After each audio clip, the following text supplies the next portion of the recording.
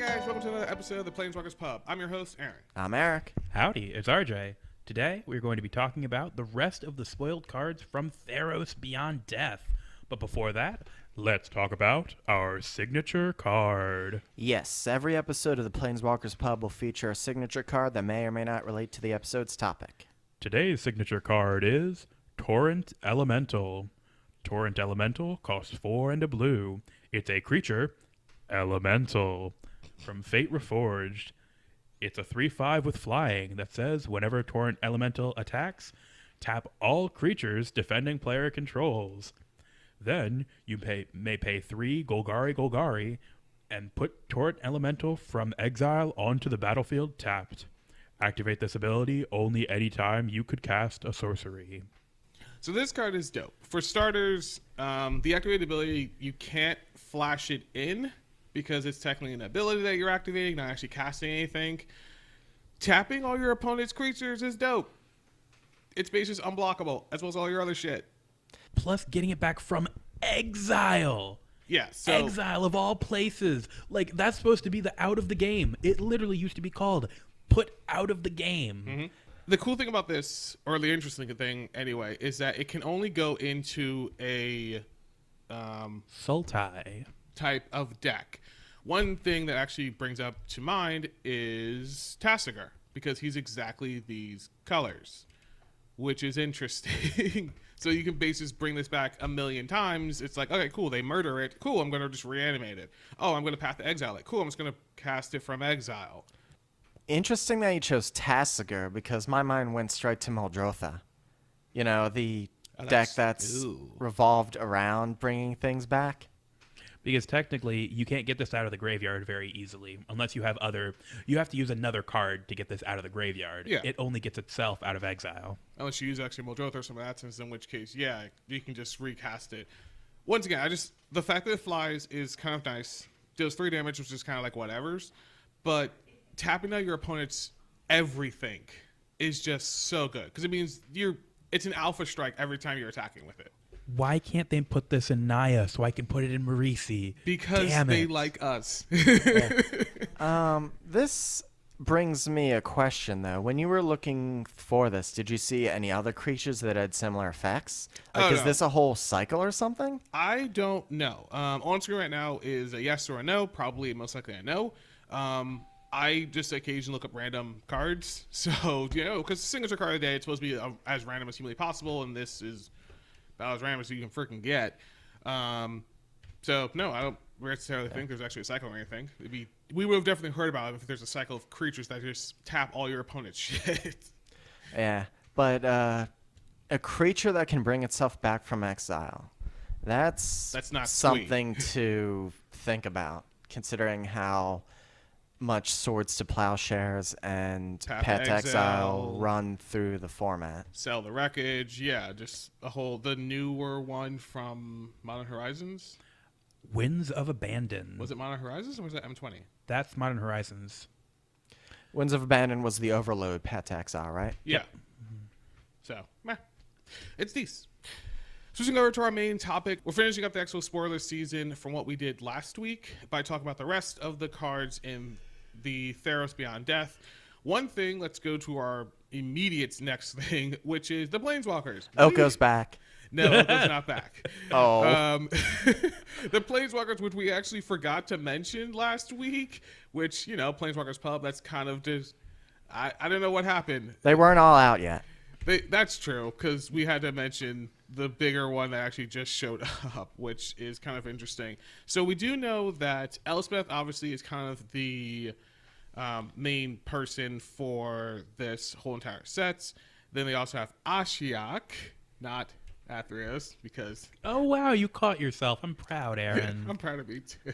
I'm both sad and proud of Wizards that they didn't bring Gideon back like I totally thought they were going to. Oh, I was really hoping they weren't going to bring back Gideon. Yeah. I would even be fine if it's like Elspeth as she's climbing out, just has a vision and she's just like, oh, it's Gideon hanging out with his bros in space hell or whatever it is. That is not how that works. What do you? It's fine. It's Wait, fine. didn't Gideon go to Theros Heaven Yes. and Elspeth went to Theros Hell? Yeah, she's not even from Theros. Yeah, don't worry about it. It's fine. Yeah, wait a minute. She's from Bant. Don't worry about it. It's fine. I guess since we're talking about the lady herself, let's just go ahead and bring up one of her cards. Elspeth, Sun's Champion. Elspeth? That is definitely Sun's the Champion. wrong name. Yeah, you're right. Reading's hard. I'm pretty sure what you're trying to say is Elspeth, Sun's Nemesis. Costs 2 and 2 white. It's legendary Planeswalker Elspeth. You can -1 up to 2 target creatures you control. Each get +2/+1 until end of turn. You can -2 and create 2 1/1 white human creature tokens, or you can -3 and gain 5 life. She starts with 5 loyalty, but then you're thinking, like, wait a minute, she only has minuses. This is a horrible planeswalker. However, she can escape. For 4 and 2 white, you and exiling 4 other cards from your graveyard, you can get her back. A planeswalker that recurs itself. When has that been done before? It hasn't been done before. However, I don't know if any of those abilities are worth recurring over and over. They're really not. I mean, well, think about it this way. Like, you can do, like, you drop her for 4 mana, and then immediately minus her, you get 2 dudes. And then minus her again on your next turn, you get 2 more dudes. And then on the 4th turn, or the 3rd turn or 4th turn or whatever, you actually minus her -1, and then pump up both of those 2 dudes. Now they're 3 2s attacking. Or let's say you just -3, gain 5 life, and then make 2 dudes. Like, I can definitely see this being useful. And once again, recurring planeswalkers. Remember, I ran a Walker deck. It gets crazy when you can use them multiple times. Or what you could do is play Elspeth, Sun's Nemesis. Oh, wait, I mean Champion. And you can just +1 her and get 3 dudes. Yeah, that's true. Yeah, in order for this one to be good, it's kind of necessary for other cards to be good. Like, for the generate more dudes, you would need Cathar's Crusade. That's not true. You're thinking of Anointed Procession. Anointed Procession. There it is. Well, Cathar's Crusade pumps guys when creatures the enter other the ones battlefield, so they both are good. Yeah. But Anointed Procession, Cathar's Crusade, for the life gain thing, you're probably playing the new Heliod, which we mentioned last episode. And what was the other ability? It just gets a +2/+1 till end of turn, up to 2 creatures. That's a flavor. That's probably her worst ability. That's a flavor fail, though. That the new Elspeth's ability works well with the new Heliod. Like, that shouldn't work that way. Oh, yeah. I'm pretty sure they didn't think about it. But that's not the only Elspeth that we have. We do have the other one. Elspeth, Undaunted Hero. 2 white. That is hard as shit to cast. 5 mana Elspeth. She gets, 5 loyalty Elspeth. +2, put a +1/+1 counter on each of up to 2 target creatures, so that's a permanent effect. -2, search your library and or graveyard for a card named Sunlit Hopling. We're going to put that up on screen too. And put it onto the battlefield. If you search your library, shuffle it. And then -8 is until end of turn, creatures you control gain flying and +X/+X, where X is your devotion to white. Well, this is the Planeswalker deck, Elspeth, and it's kind of more playable than Sun's Nemesis. Yeah. Kind of. I mean the +1/+1 counters are definitely more relevant than a temporary buff. I don't know what the creature she tutors for is worth anything. Probably not, considering we're in Commander. You can only play 1 copy of it. But it's probably good for Standard. Well, yeah, but this just tutors it straight to the field. Like, that alone. I mean, we all play. That. I mean, what's the Hop Blade even do? Can we look it up? Yeah, we're doing that right now, actually. I do want to say, though, that this card, like, the second you read the mana cost, I knew it was going to be Devotion card. Like, the 3 white pips and the mana cost are great for triggering your gods or that ability that on her own, she's going to give your creatures +3/+3. Yeah. So Sunlit Hoplin is 1 and a white for a creature. It's a 2/1. As long as it's your turn, it has first strike, as well as it gets +1/+0 as long as you control an Elspeth Planeswalker. That's not terrible. Yeah, I mean, but it's not great. No. Also, this works with any Elspeth Planeswalker, that ability. Yeah. Because it just says an Elspeth Planeswalker. It doesn't say the specific card name. That's true, but I mean, this card in general, like, I don't, like, something like, what is it? Stoneforge Mystic, for instance. Like, you put that in your deck because you've got either, like, a bunch of artifacts to grab or a bunch of, like, equipment or something in that sense that you want, and if you happen to get the equipment but not the Stone Forge Mystic, you're fine with it. If I get this but not an Elspeth, this card's just shit, dude.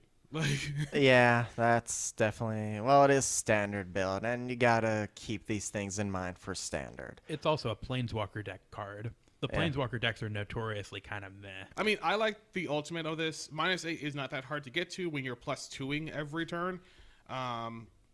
Plus, I think based on math, she actually won't die when she ults, which is kind of nice. That's always great. Getting Devotion +X, it can basically be like a Craterhoof effect because she inherently herself has 3 Devotion to white because she's 3 white pips. So you get 2 or 3 other creatures on board. You're looking at what, +5, +7? I'd put her in a Selesnya token deck with Tokens that doubling season. Yeah, but once again, tokens don't really have pips. No, that's not the point. The point is I can put her out, doubling season, she comes out with 10, and then immediately alter. Yeah. And then all my tokens get +3/+3 or more depending on white devotion. Actually, probably a lot more, actually. Plus, they also get flying. That could that's basically just kind of like a Craterhoof style kill. I don't know, I was one Hoof more than anything else because like her requires an additional card versus Hoof. You just drop that and you're just like, cool, you all die.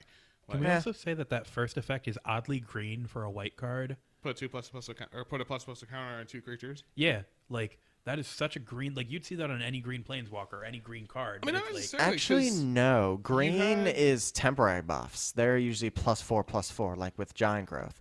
Oh, but white is with counters usually. Are you sure about that? Yeah, It's like Yeah. Doubling Ajani. Season plus Ajani, I know. the new Heliod.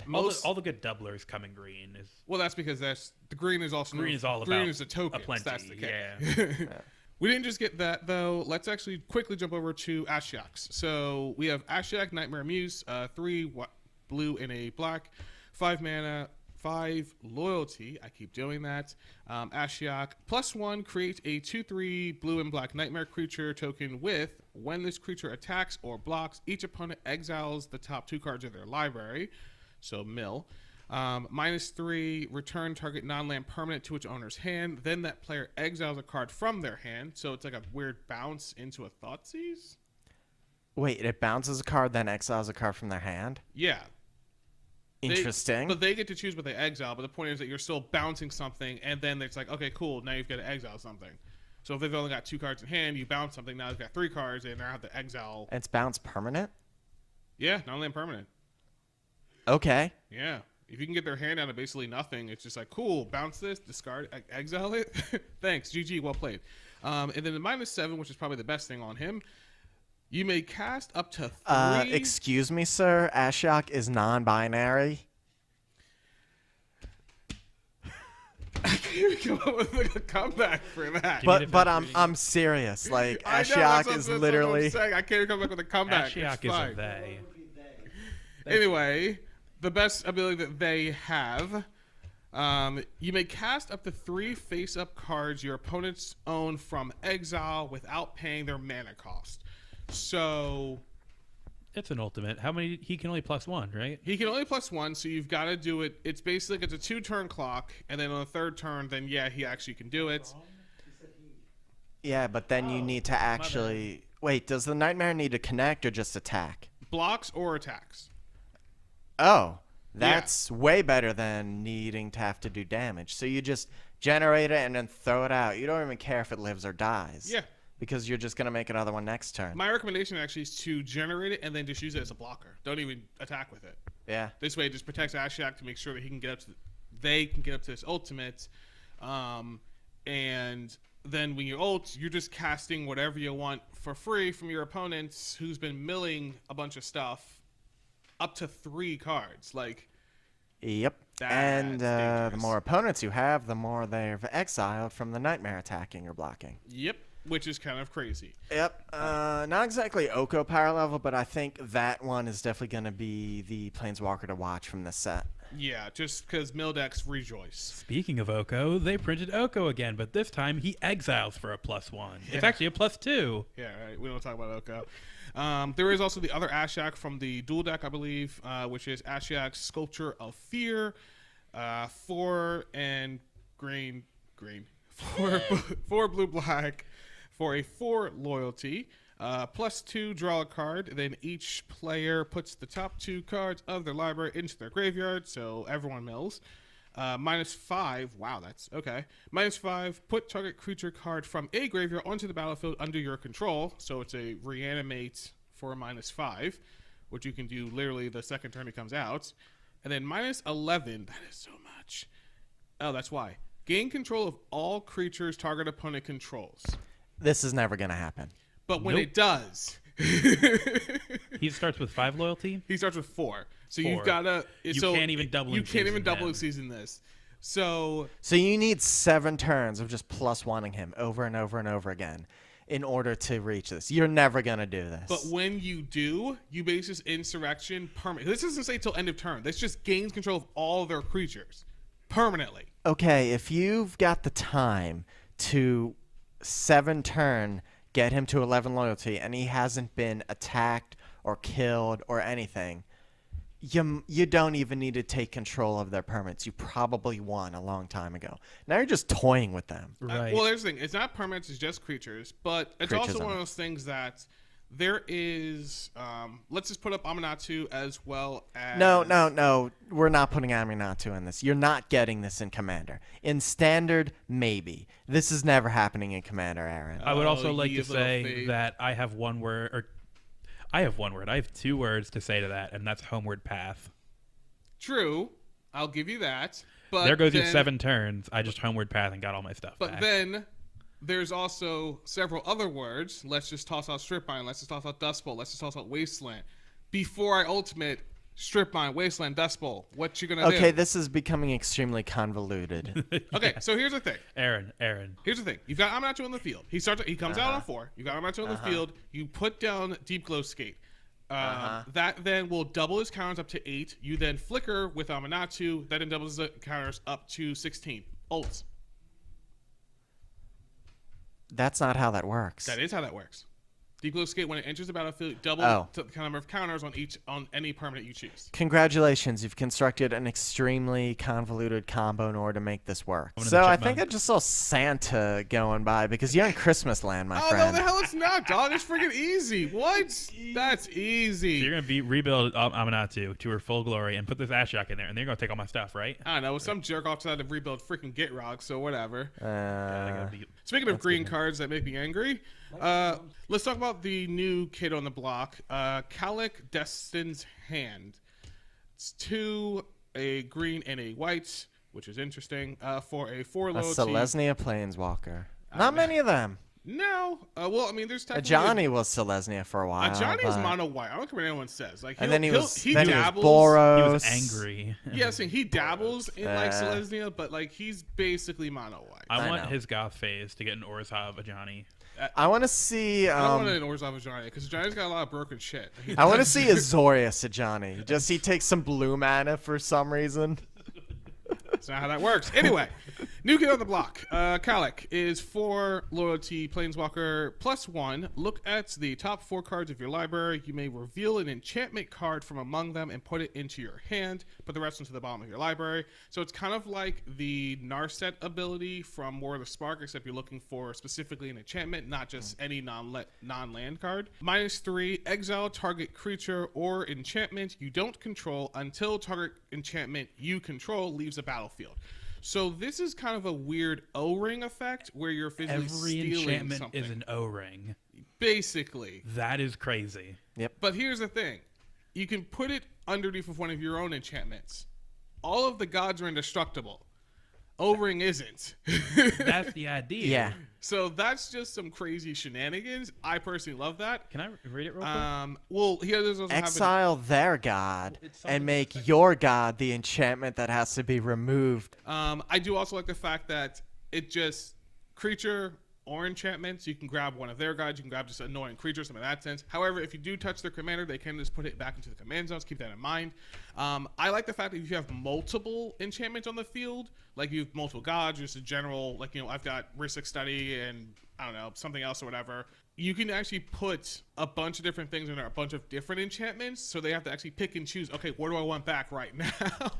Just kind of like a weird blind box type situation. I really don't like that you have to pick one of your own enchantments to put it under. I would love to be like, hey, I took your god, I put it under your Rhystic Study. What are you going to do? I mean, yeah, that would be kind of cool. That'd be kind of broken, too. But you probably don't want to put it on a high-profile target that's likely to get removed anyway, because Rhystic Study is already something people want to get rid of. You don't want to give them even more incentive to do so. Well, the idea would have been, if you could exile their own stuff, is I take their god, put it under their Rhystic Study. So they have to destroy their own Rhystic Study to get their god back? Yeah, either that or everyone else has to decide whether or not the Rhystic Study is worth them getting their god back. Yeah, and then there's also the -7, which is return all enchantment cards from your graveyard to the battlefield. So it's basically like open the armory, or not open armory. Open the vault. There you go. It's kind of like open the vault, but a one-sided one. There actually is, I think it's called Replenish, which does this. It's a sorcery that actually does this legitimately, which is kind of cool. He is going straight into a Enchantress deck. Yep, the Sunlit Yeah, girl. Also the Sunlit. Yeah. He's just straight on an Enchantress style deck, or even like an Estrade style deck or something like that, just because you need that +1. If you miss and if you whiff, that's the biggest feel bad, because all those cards are not going to the bottom, which kind of sucks. So you want to be able to hit that continuously. Plus, I mean, with most Enchantress decks, they just have way more enchantments than they know what to do with. So it's like, okay, cool, -3, grab that. Plus up a couple of times, -3, grab that. Like, it's great. I honestly gotta say, I like the design space this set is in, because it as much strengthens enchantments as in defeats them, because there's a lot of destroy enchantments or exile enchantments or do something negative to enchantments, which, helps to get rid of them, because Wizards obviously knows, hey, Theros has all these enchantment creatures. You need some way to deal with them. Moving on to our next segment, we're going to be talking about the demigods. Now, we did mention one of them last week, the Timid. The black one. Sure. Chooser by Death. It's black, and he has toughness equal to your devotion to black. So he's going to automatically be toughness 2, and then if you have more black pips, then it'll just go up. Activated ability is 1 black, exile up to 2 target cards from graveyards, so anyone's. You gain 1 life for each creature exiled this way. So it's kind of a cool little life gain shenanigans in black. Yeah, like I mentioned last week, this is definitely a CDH card, because we play Scavenging Ooze. We need the type of cards to snipe cards from graveyard, because reanimation is a common thing in CDH. I mean, my Gitrog deck constantly messes with the graveyard. So, and the fact that this is at instant speed, so you can basically be like, okay, cool, like, the Ulamog drops into the graveyard. Hey, his trigger goes off. I shuffle the thing. I'm like, oh, in response to his trigger, exile him. So, yeah, it's really decent. I'm not really a fan of the fact that the toughness is what's affected, because that's a weird thing. Yeah, that seems weird for black to be the toughness. Well, I feel like it's also the demigod's thing. So let's go to the other demigod. There's Daxos, blessed by the sun. Yep, Daxos is back. Congrats. Double white, and his toughness is also equal to devotion to white. I do also want to mention that the black, I think all of them. No, it's just that. So both Daxos as well as the other black one, their power is 2 by default, and their toughness is just what actually goes up. So Daxos has, whenever another creature you control enters the battlefield or dies, you gain a life. So that's nice. Don't give me. This is another boring white life gain effect. But the cool yes, thing he works is, with the new Heliod, but come on, it's tried and true. But here's my thing: white very rarely cares about stuff dying. This one actually does. White very rarely cares about it. Only black typically is like, okay, black's like, okay, when something dies, I do this. White's like, when something enters the battlefield, I do this. He's kind of like, hey, I do this regardless of when they show up or when they die. He's another boost to the Soul Sister Shell, Souls Worn and Souls Attendant decks, so they'll definitely use him. Hey, sisters, soul sisters. Moving on to let's go with the red one, because that one is kind of new and just got spoiled, which is great. Annex. We talked about him last time. You refused to say Anax properly. Did I? Yes, I remember. Annex. It's Anax. Tell me about in Annex. So Anax, Bastard.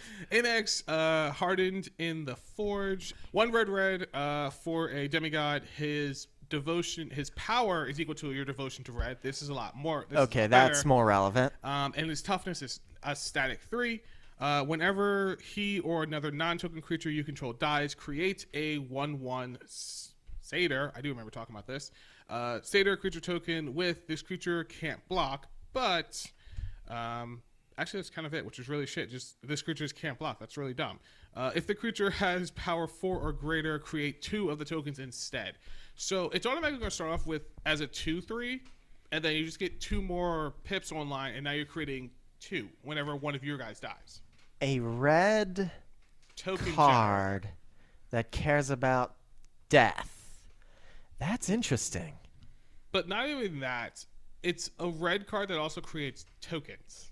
Yeah. That's not uncommon. Making 1/1s, that's a very red thing. No. Yeah, they usually Well, make they usually 1/1 make goblins. Like they usually make but also Goblins, the thing that makes elementals tempt with redemption or something. Yeah, they usually make goblins, but also it's using a one-time effect. This is a multiple. Whenever something that's not a token dies, you just happen to get this. Like it's Red Swarm, that's not goblins. I mean, I'd put this in like a Jund reanimator type thing. Just reanimate the same creature and keep killing it, so you get tons and tons of tokens. This That makes goes well with Perforos, since the things you sneak attack in are sacrificed at the end. So if you sneak attack in a big creature with 4 tough power, and he's out and it's sacrificed at the end step, you get those 2 satyrs. Yeah, which is kind of great. Yo, am I noticing a theme here? The demigods work well with their god cards? I wouldn't say the black one works well with Erebos, because Erebos cares when creatures die. They don't care if they're removed from the graveyard. Moving on to the second to last demigod, the blue one, Caliph, beloved of the sea. 1 blue. Her power is equal to her devotion to blue. Toughness is natural 3. Creatures and enchantments you control have spells your opponents control that target this permanent cost 1 more. So we've seen this effect many of times, especially in the recent sets, where it's just a deterrent from touching your shit. But realistically, paying 2 mana for a Path of Exile is still a Path of Exile versus... It's not great. No, it's not. But And it doesn't really work with Thassa, who blinks and scries. that's true. But the new Thassa does make your creatures 1 cheaper. No, that's the green one. That's Nissa, not Nissa. Nylea. Yeah, that's Nylea. Okay, well, yeah, I have no idea. I don't know. I like the fact that you can get giant occasionally. And its power? Question mark? This is Theros. Is Theros is big on the devotion Leviathans. buffer, so you can have a big buff blue creature? Yeah, man. That does not compute. Krakens, Leviathans. This is so Theros. Yeah, but Krakens and Leviathans don't usually cost 3 mana. You don't usually have to you don't have to jump through many freaking hoops. Like, people are gonna seriously overestimate how crazy, like they're gonna like, oh, like, you know, devotion is gonna be easy. She's gonna like, you know, a 20/20 or like a 23 or something like that. So like, you don't understand. Those are permanents that they're counting. Permanents can be killed. Yeah. Like, no one's gonna let you just set up this giant board of stuff to get your devotion kicked over. I can guarantee you that. They just won't. I could see her maybe being a 4-2 or 4-3, whatever. Yeah, 4/3. Which is okay, but it's not 4/3 great. for 3. That's decent. I'll take it. Our last demigod is Renata. Sure. Call of the Hunt. She is 2 green. Her power is also the devotion to green, and toughness is 3. Each other creature you control enters the battlefield with an additional +1/+1 counter on it. So this is easily the one. best one, yeah. Yeah.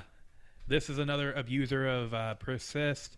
This is something that would go with Grumgully and Rhythm of the Wild. Yeah. This is going something like that Grumgully deck that EDH Senpai said. Yeah. Yeah. The one that he made to destroy us and did. Hello, Senpai. Yeah, so this is actually pretty decent. I will be okay with this because it gives you all your stuff +1/+1. I do also want to mention that just looking at all the demigods on screen as a whole, the 2 that care about toughness are just 2 of their main colors, so black or whites. The other two that care about power that aren't as great are one and then their colors, so one red red or one blue blue, and then she's the only one that's 4 mana because she's actually the better one. I'd still run her. Like, she's going in Palooka now. So no, she's out of all of them, I would take her or maybe Daxos, but Daxos you have to actually build around. The green one's good all around. The black one's good for utility. White one is good if you're building that specific style. So is the red one, and I think the blue one's just bad. I always want to mention something which I just noticed, and I probably should have mentioned this from the beginning. These guys are all legends. Yeah, so you can build decks around them, but I wouldn't. Wow, creatures with names have legends. I know. Oh my god. Moving on to the next segment, which is going to be talk about the intervention. So beforehand, we only really had like 2 of them that were available to us at the time of recording last week. Now we actually have all 5. The first one that we actually talked about was Erebos's, which I think actually Eric brought up, which was Erebos's intervention. X in the black for an instant. Choose 1. Target creature gets -X/-X until end of turn, and then you gain X life. Or exile up to twice X target cards from graveyards. We mentioned this is basically like a one creature Toxic Deluge, and you also gain life, which is dope. I like the fact that it's an instant, so it's like a weird combat trick where it's like... It's some sort of weird hybrid of Exsanguinate and Toxic Deluge for one creature. Yeah, or you can just personally go through and just take out a bunch of their stuff target-wise in their graveyard. So if someone's going nuclear with a Gitrog or whatever, like, hey, in response to your nonsense, use this. Like, you know, just to kind of stop them from that. I do want to move on very quickly to Heliod's intervention. X white for an instant. Choose 1. I think all of them are just choose 1. So with Heliod's, destroy X target artifacts and or enchantments. That's gonna be nuts. Or target player gains twice X. So twice X what? Life. They okay. gain twice X life. Thank you. It's Heliod. Don't worry about it. It's not Athreos. No. And this is X. This is white X. Yes. So it's like basically you can do. I mean, X twice is kind of nice. You can put in like 5 mana, gain 10 life at instant speed once again, which is kind of dope. 7 mana for 10 life. Are you sure about that? But or, I mean, I can't do math. No, that is 7 mana right. for 10 life. But it's not great. I'm not going to deny that. And this is Definitely a sorcery? It's an instant. Oh. That changes things. Yeah. If you have just like 7 mana sitting around during the end step and it's about to be your turn, why not get 10 life? But I'm more interested in the fact of the destroy X target artifacts and or enchantments. Yeah. Vandal Blast wants to know your location because this is just a white Vandal Blast. It is. But you have to calculate how many enemy artifacts and enchantments because if you overpay, you need to start destroying your own. That's true, but the cool thing about artifacts and enchantments, we can just look on the board and just glance around before we cast this. Like, hold open all your mana, and then they take your turn. Cool. At your end step, I'm going to basically overload this. Yeah. Shoot that, and this. I like the fact that you physically target them, which means that, unlike Vandal Blast, where it's just like, everything gets blown away! Except your own. You can kind of politically make some suggestions, or be like, you know, they're like, oh, well, I can take out that, or I can take out that. Sometimes the downside with Vandal Blast is you can't really make deals with people, where it's like, oh, I'll try to save that if I can. It just blows up the world. Yeah. Versus this, it's like, hey, destroy this, and that, and just keep my thing around because I'm not going to use it on you, type deal. Perforos's intervention, X and a red. Create an X1 red elemental creature token with trample and haste. Sack at the beginning of the next end step. So the way this works is you're creating a single creature. Toughness is 1, but power is whatever you put X into. Or the intervention deals twice X damage to target creature or planeswalker. I wish it said any target. I really wish it said any target. If it said any target, I would put this immediately into Torbrand. But then you would just dump in. You would just save up a bunch of mana. It's like it's a make your own fireball. Come on. I really don't think there should be a card that exists that doubles the amount of mana spent into it to just burn someone. That's true. Is that the X double of the damage? Yeah, but it's only to a creature or a planeswalker. No, this is also a sorcery. Because the thing is, it can either be bad or it can be broken. It's a No, no, sorcery? yes, this is a That's sorcery. awful. So, yeah, if it was an instant and said any target, it's basically like a make your own fireball. I'm fine with that. Yeah. The fact that it's a sorcery and it says creature or planeswalker, I don't care about your fucking creatures. I'm playing mono red. I'm killing your creatures naturally. I've got that factor. I need to be able to hit you on the face. So, I don't know. It's any target. Wizards, come on. Just come on. Moving on to Nylea's intervention. X, green, choose one. Search your library for up to X land cards. We talked about this one last week, I'm and talking I about it gushed again over. because God bless. Search your library for up to X land cards. Reveal them. Put them into your hand. That's right. I remember this because I was angry about it. And then search your library. Or Nylea's intervention deals at twice X damage to each creature with flying. That's right. I remember this. I said this was good, but then I hated it immediately because it puts it into your hand, not onto the battlefield. Still, it sets you up. Might as well read, pay 2 mana, search for Cabal Coffers in Urborg. Or search for... Well, you pay 4 mana at that point. Oh, yeah. Pay 4 mana, search for Cabal or Urborg or Thespian Stage, Well, yeah, Dark but Depths. you've got... Search for what's the volcano. You've got Valakut. You've got Harrow. Valakut. You've got... what's the one that recycles all your lands and shit that you keep sacrificing? What? I think it's like pay 3 mana, sack as many lands as you want, go find other lands. It's Scape Shift, 2 You've and 2 got green. Yeah, you've got Scape Shift. That's so you're paying Scape Shift mana to get 2 as opposed to whatever you feel like. And they don't go to their battle. They don't go to the battle. Yeah, they go to but your Scape hand. Shift, you need to sacrifice lands to do so. This one you don't. Yes, but with Scape Shift, Searching for any land is a big deal, Aaron. but the fact is they put it into your hand. This is a sorcery, which So is kind of does, downside. Expedition Map, which is a $5 common. Most other land tutors are basics or extremely specific, like Yeah. Farseek searching a land type. There's Sylvan know. Scrying, but that's 2 mana for 1 land. What land tutors gets you Cabal Coffers? Other than like Sylvan Scrying and Realms Uncharted, but there's also a chance that someone throws those in your graveyard. Yeah. Or there's a good chance that one of them gets in your graveyard. I feel like this is specific, like unlike the others, where it can maybe be splashed in other different colors or utilized for other reasons.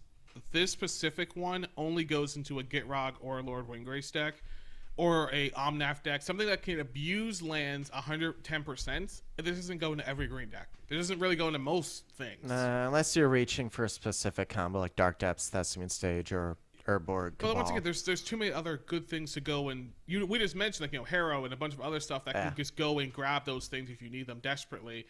You should probably never grab basics or things like that with this. That's just a waste. Yeah, I don't know. I'd be more okay with Scape. Like I'm running a 5-color deck, and I would be more okay with Scape Shift than this. That's just me personally. On another note, Maze's Index now have a huge Yeah, toy to play with. Oh my, I didn't think of that. they can just go and grab whatever they don't have. Grab currently. all the guild gates they need. Yeah, but once again, it puts it into their hand, and unless you've got, that's my problem. If it put it into the battlefield, I'd be okay with it. Putting it into your hand, That'd be broken. That'd be insanely broken. True, but putting it into your hand, you need ways of putting down more lands than just one a turn. Otherwise, this card is useless. Exploration, Burgeoning, Oracle of Modiah. Come on, it's green. They can I do was gonna this. say, there's that's also like another new one getting printed that does the same thing. But that's my point. You need all these other cards on the field in order to actually make this worth it. Like, this is what I'm thinking is going to happen. You do this thing. Let's say you tap out, whatever. You go like, I don't know, X equals 5. You get like the 5 best lands in your entire deck. You then play that one Urborg or something. Next turn, I windfall. You're just fucked. You just actually got time locked. Okay, and what if you do Vampiric Tutor and then summon Millstones? But that's only getting one card. I mean, don't get me wrong. This card is really good, Aaron, but you're not wrong. If someone makes you discard your hand, you're kind of screwed. Unless you have like a Crucible of Worlds or a Reminap Excavator, you're screwed. But that doesn't make this not an incredible card. I don't know. Because it searches for lands, gets them into your hands when you need them, and then you can play them out over your turns. Or all at once with a million different creatures that let you do that. Like I said, this belongs strictly in a deck that cares 100% about lands. It doesn't go into every other one. I feel like I agree with you on that. Because I would rather run something like Template Discovery if I am looking for like 1 or 2 lands. Yeah, actually, Temple Discovery is probably a better card. No. What? The temp cards are bad. They're fun, but they're bad because they give your opponents things. That's true, but once again, Strip Mine, Wasteland, Dust Bowl, they all exist. And more importantly... Fruit of another. Stop it. More importantly, you feel like Tempt is 4 mana that could potentially get you 4 lands if everyone is agreed to tempt it with it. This, you're paying 4 mana, and those go to the battlefield, by the way. Untapped. This, you're paying the same 4 mana, and you're only getting 2. I don't know. That's just me. I don't really care for it. Last intervention is Thassa's. X, blue, instant, choose one. Also, it's a freaking sorcerer. It's fine. Instant, choose one. Look at the top X cards of your library. Put up to 2 of them into your hand and the rest onto the bottom of your library. Okay. In a random order. And then counter target spell unless this controller pays twice X. So it's a counter spell / a Drawn to Dreams? No, it's not Drawn to Your Dreams. It only gets you 2 cards. Yes, well, no, Drawn to Dreams goes 7 deep. This can potentially go whole deck deep. It's like a build your own Drawn to Dreams / what's the one with Delve? Dig Through Time. Dig Through Time? Dig Through Time. I like it. It's instant. It's okay. I mean, I'm not a blue player, so I don't really know, but you like drawing cards. that only gets you 2 cards, though. Yeah, you get a good pick of them, but it's only 2 cards. I mean, people play Drawn to Dreams. They go 7 deep. They pick the 2 best of the 7. Thoughts? Definitely like the fact that this is an instant. This is definitely a hold till the end step before your turn and push all your mana into it to grab the best 2. I don't think anyone's ever going to use the second mode of this because it seems, unless you're in dire straits. I don't know. Like, this could potentially just be this is basically like a disallow a little bit. Well, not disallow fully, but you know what I mean. It's kind of like a 3 mana counterspell because you know how much I feel about those, Aaron. But you love counters target spell unless they pay 2 extra. That's pretty decent. That is pretty decent.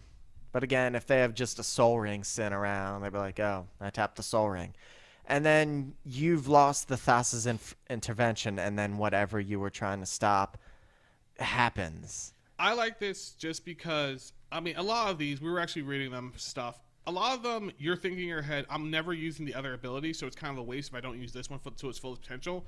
She's probably the only one I feel like that has both potentials. Like, you're holding up in blue mana, threatening to do something. If they cast something crazy, okay, cool. I'm going to make X equal to I'm going to cast, I don't know, my Get Rock bullshit combo. This is part of it. Cool. Response. You have to pay now fucking 70.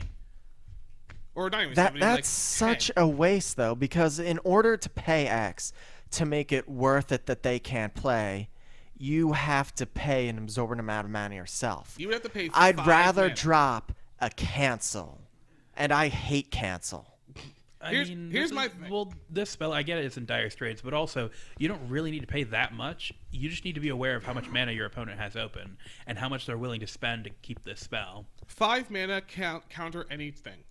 Because think about it, 5 mana, you go to counter this, they now have to pay 6 if they want this thing to resolve. Okay, that's assuming I have that much open mana in blue, Aaron. They're not exactly blue. ramp colors. No, but you're playing blue. Blue players like to do one simple thing. Hold open freaking blue mana to counter whatever the hell you got. Yes, but I'd rather have that mana open for... And drawing cards. I'd rather have that mana open for multiple counters than just one big one. But that's the thing. You're holding this open. Like, let's say you're holding... Did you have a problem with things like the treasure counterspell? Spell Swindle, yeah. And other effects of that sort? That's the thing. I have a problem with Spell Swindle because it never gets the biggest... Its return is never as good as its payoff. And the problem, I'd say the same thing is for this as well. But that's the thing. If they don't cast anything crazy or juicy, you can then go 5-6 cards deep to go find those great 2 cards that you need. If they do cast something crazy, you can like, hey, that's being countered. There's nothing you can do about it. It's being countered, which is great. If someone, let's say, pays a Force of Will, you're like, okay, cool. I can't. Their thing is free or whatever. They're tapped out. Because how often have you cast Force of Will when you're tapped out? Pretty often. Exactly. In fact, I usually tap out knowing I have the Force of Will. Exactly. And I'm like, all right, cool. In response, you have to pay 2 extra to freaking cast that. Congrats. I just count your Force of Will. my 20-cent card just counted your $200 card. Oh, Actually, come the first on. is what, like 100 or something? No, it's like 70 something. Is it? It was the last time I checked. It may have gone up. But anyway, I mean, cancel is a 10-cent card, and that can counter any card in the game, That's including like Black Lotus, which is one of the most expensive cards in the game. So get out of here with but that. if you're playing your Lotus, like when they have mana to cancel it, then you're doing it wrong. I don't know. This card's dope. I kind of like it. It's decent. I mean, I'm not saying I don't like it. I do like it, but I feel like the first mode is way, way better. It is definitely way better, but I like the fact it has a second mode too, that you've got options. All right, moving on to our next segment, which is basically probably going to be one of our last segments. We're talking about the older gods, specifically the ones that they didn't reprint. So as of this moment, all of the actual set has fully been released, and we're missing some. We sure are. Most notably, Aphara, Karametra, Mogus, Phoenix, Xenagos. Well, Iros. Xenagos is dead. Rip Xenagos. I didn't know that. Now I'm depressed. That's why Diortheus is, or no, Clothis. I don't know why I keep saying Diortheus. Clothis took up the mantle of Xenagos. Yep, And it's he's a super green red. worse. Yeah. Whatever. Iros, Krufix, and Kuranos, Phoenix, or Farika. Like, where they at, though? They're in Mark Rosewater's desk drawer because he said the reason he didn't make the dual gods was because they would take up the mythic slots. That's literally the only reason. I believe you, but it's like, this is the only chance we're going to go back to Theros. To not get those newer gods is kind of a shame. I mean, when we return to Ravnica 3 for the third time, and probably not for the last time, we got remakes of all the guild leaders again. Yeah. I mean, we got the third incarnation of Niv Mizzet, the third incarnation of Rakdos. Yeah, apparently he died. Don't worry about it. He got better. I don't know. I personally would have liked them to print out more of the gods, but that's just me. I mean, I definitely would have liked some of these at least to be in the rare slot. Like, were the demigods in the rare slot? The demigods, I believe so. I'm going to say yes. Probably. I'm also going to say yes.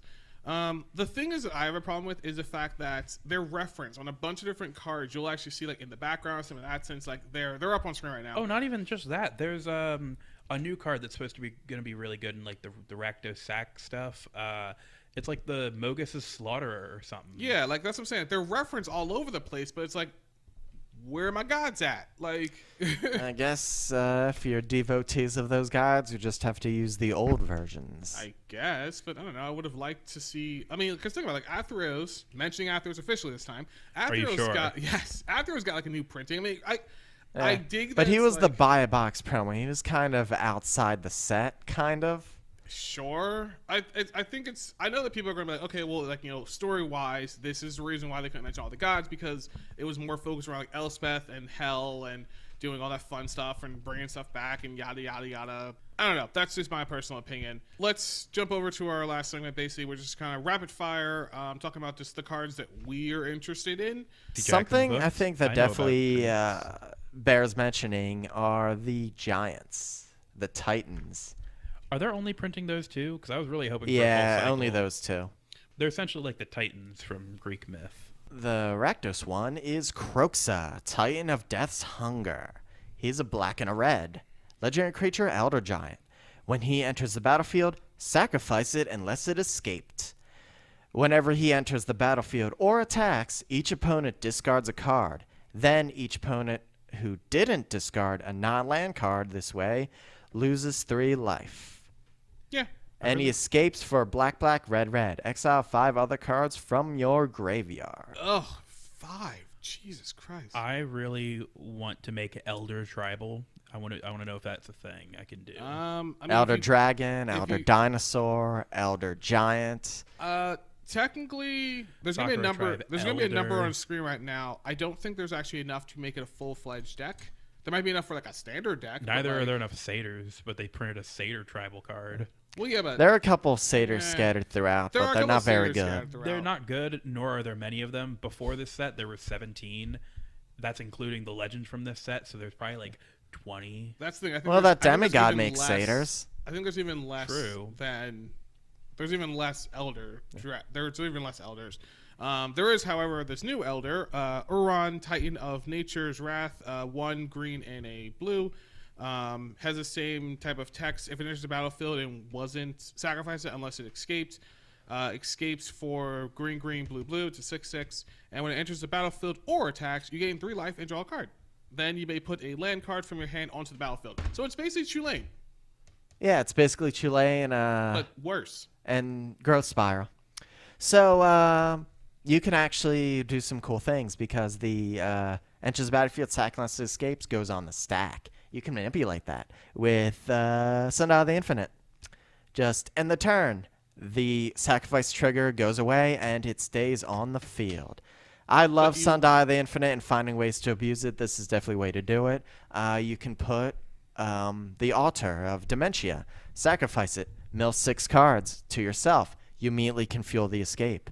I don't know, dude. Escape for 5 just seems really steep. I do like/don't like this newer giant. I'm just gonna call him Thrax because he seems like a Thrax to me. It's like Tyrax or like there's a Thrix. Thrix? Thrix. Okay, cool. Thrix, the sudden storm. Thrix, the sudden storm. I was playing last night. Doesn't matter. 3 green. 3 blue. Legendary creature giants. It's elemental giant. Whatever. It's 4/5. Green. This guy's green. Everyone's green. Everybody's green. It's 4/5 with flash, flying, and spells you cast with converted mana cost 5 or greater, cost 1 less to cast, and can't be countered. So I'm writing down a very big word here that you guys can't see on screen. Is it green? No, the big word is extra bloody turns. Most extra turn spells cost more than 5. Most extra turn spells people want to fucking counter. Now they cost 1 less and they can't be countered. What? Because all I was thinking is like that's why you called it green, because this is obviously a green ability on a blue card. What the hell are you gonna do with this? This is a blue ability on a blue card, which can be your commander. So congratulations, they have made an extra turn fucking commander, and I am pissed. No, they haven't.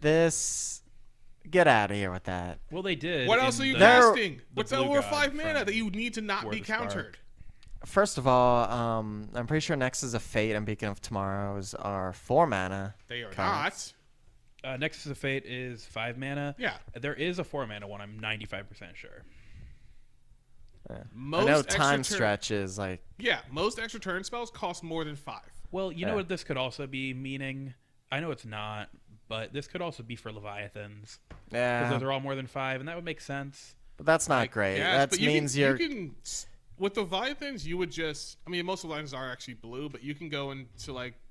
There's a bunch of other things you can make it to where, like, you can't be countered or something in that sense. Just add green and then make a Simic Leviathans. And my man's extra turns. That's just how it works out. I'm not crazy about it. I don't like it. It's fine. Me neither. It'll be fine. All right, so last card I actually want to mention is Heliod's Punishment. It's 1 and a white for an enchantment or enchant creature. Heliod's Punishment enters the battlefield with 4 task counters on it. Enchanted creature can't attack or block, and it loses all abilities. Stop it. It loses all abilities and has tap. Remove a task counter from the punishment. Then if there are no task counters on it, destroy Heliod's Punishment. So I'm mentioning this for 2 reasons. Number 1, it's basically like a worse O-ring / pacifism effect, as well as it's the end of the story. Heliod killed Elspeth unjustifiably. He now is being punished by it in the underworld. Yay. Good triumph over evil. Lord knows if that's even the reason why, but we all know the book's going to be garbage. Yep. Well, they're actually not making a book for this one. Really? Yes. For other reasonings, they're just not making a book. Don't worry about it. It's fine. Well, since you get to add in one last card, I think I'll throw one in. Mention the spear? No. Freakia's Libation. 2 and a black for an instant. Choose one. Target opponent sacrifices a creature, and target opponent sacrifices enchantment. I mentioned this common for exactly one reason, and that reason is black now is a way to deal with enchantments. Something I don't think they've ever had to do before. Yeah, that's crazy. Honestly, black usually doesn't do anything with enchantments. And I like the fact I actually can choose. It's like, because they actually did have a card beforehand where it's like, it's on screen right now. It says like, destroys a thing or an enchantment. This actually says, hey, I'm choosing enchantment. Get rid of it. before now, black and red were famously the only colors that couldn't deal with enchantments at all. Yeah. Red could Chaos Warp one away, and that was pretty much it. And hope that they don't freaking get something worse. Yeah. So, this breaks the color pie slightly. Not much, but bit by bit. Shadow Spear costs 1 colorless. It's a legendary artifact equipment. Equipped creature gets +1/+1 and has trample and lifelink. You can pay 1 mana and permanents your opponents control lose hexproof and indestructible until end of turn. You equip for 2. I'm sorry, did you just say lose hexproof and indestructible? Yeah, this basically just their gods are no longer indestructible. So it's like, cool, I block, awesome. After blocks, it loses indestructible. It dies. I gain 6 life. Like, it's great. Yeah, but if the gods are still enchantments, even if they lose indestructibility, they're still kind of hard to kill. Because, like I said, there were 2 whole colors that literally can't deal with enchantments. That's and true. black just has the 1 card now. I like the fact that this doesn't have to be equipped in order to do it. It can just sit there as basically its own little enchantment. You can just pay 1 and then just, oh, well, I've got this one ability. I've got this, I don't know, Day of Judgment or whatever. Cool. In response to the board wipe, pay 1. They no longer have indestructible. So this officially just kills Avacyn. Yeah. The thing is, I'm trying to think of a deck that really needs it and really wants to kill indestructible. SRAM. Yeah, that's His new night deck.